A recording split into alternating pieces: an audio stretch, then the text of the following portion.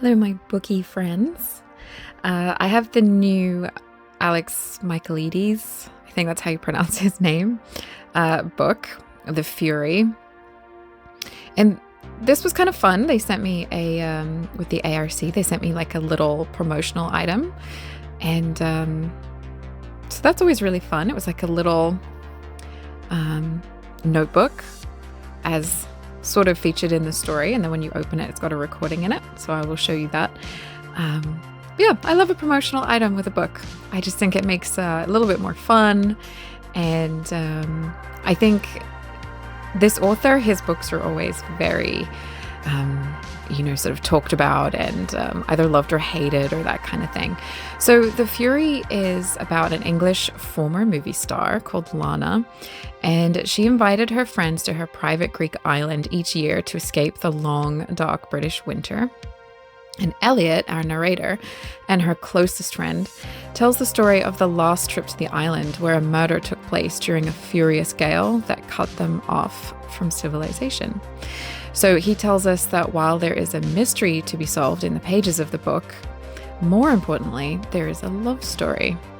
So the book is a story of the rich and famous and their cat and mouse game on the island that year, and all the malice and secrets hidden behind perfect photogenic smiles. So Alex Michaelides is the author of the very popular Silent Patient and The Maidens, both of which have been optioned to be made into films or miniseries, which is kind of exciting, could be fun. His books often contain a murder story in them, but they're really more of a character study style psychological thriller than like a straight sort of mystery story. This is his latest foray into that genre, and a little mention at the end of the book lets us know that this book, while not really connected to the others, does take place in the same story world. I kind of liked that. All of this author's books have a reference or theme of ancient Greek mythology or literature. So in this book, set in the world of actors and writers, the Furies and the story of Clytemnestra are referenced, as well as other plays from that era. Is that how you pronounce that, Clytemnestra? I should actually know that. I think sometimes when you read a lot, it's not that you don't care about pronunciation, but it's like you just don't really think about it because you're reading the written word, and then every now and then you come up against something like this author's last name or Clytemnestra or like things like that, and you think like, is this how I'm supposed to pronounce this? Anyway, so in line with the theme of the theater and movies and things, this book is broken into sections like acts, and the story moves backwards in time to some extent to reveal a little bit more of the past. I think the structure is done really well in this book, and it's used to create a really dramatic scene and then go a layer deeper with each act where it kind of backs up and tells you more information. It's a little different, and it makes for a dramatic, layered read, especially as foreshadowing is used to really nice dramatic effect throughout this book. Elliot, the narrator, is a writer for the theater, and the other characters are actors and hangers-on in that world. And this time, Michaelides uses a voice or tone that's a bit more sort of breathless and slightly gossipy, which I thought was a really nice touch to give Elliot and to the world of the story that kind of, it gives it sort of a little bit of an atmosphere or a vibe that fits. Sometimes I did find Elliot's maniacal asides to the reader like a little bit cheesy and maybe a little bit on the nose, but that's fine. There's always a lot of hype around this author's books, and I can kind of see why. They're good fun.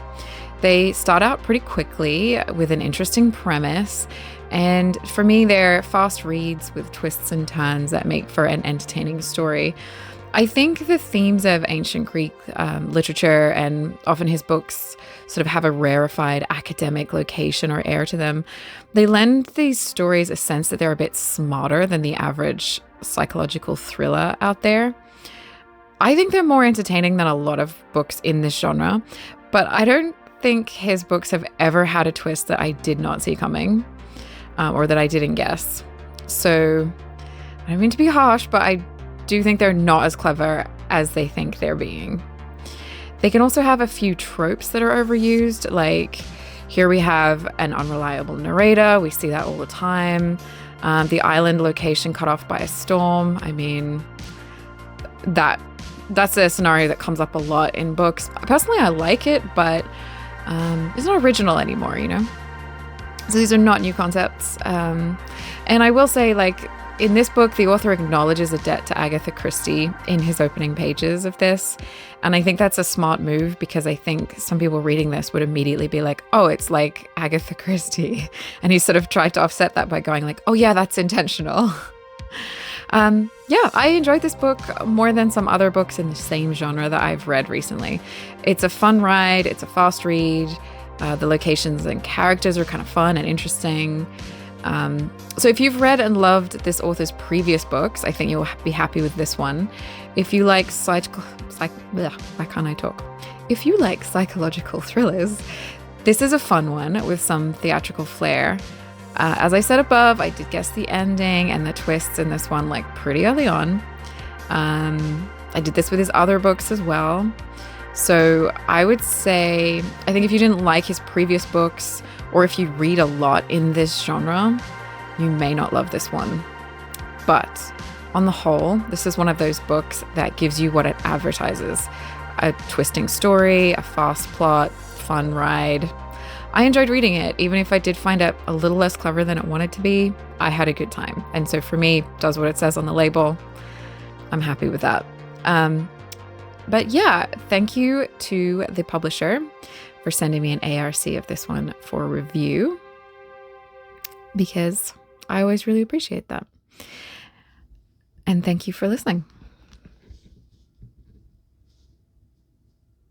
You can check out some of my other videos. I also have another channel and socials, so you can find links below if you want more of that.